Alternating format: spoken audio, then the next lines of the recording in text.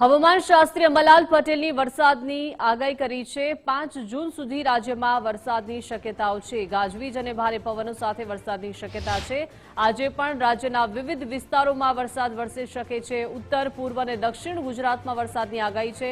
દક્ષિણ સૌરાષ્ટ્ર અને કચ્છમાં પણ વરસાદની આગાહી કરવામાં આવી છે। 7 અને 8 જૂન દરમિયાન પણ વરસાદ વરસશે, જ્યારે 15 થી 20 જૂન વચ્ચે વધુ વરસાદની આગાહી કરાઈ છે। આગામી 72 કલાકમાં કેરળમાં ચોમાસું બેસવાની શક્યતા છે।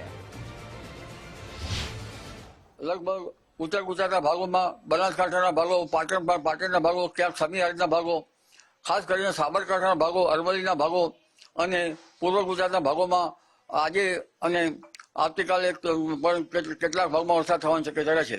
તારીખ 5 સુધીમાં ગાજવીજ સાથે વરસાદ થવાની શક્યતા રહેશે।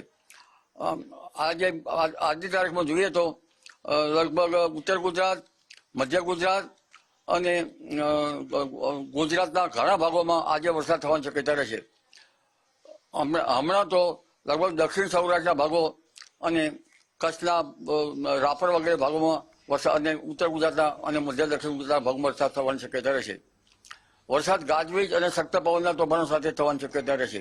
કેટલાક ભાગમાં કરા પણ પડવાની શક્યતા રહેશે। જનધને ગાજવીજ અને વીજ પ્રભાવથી સાવચેત રહેવાની જરૂર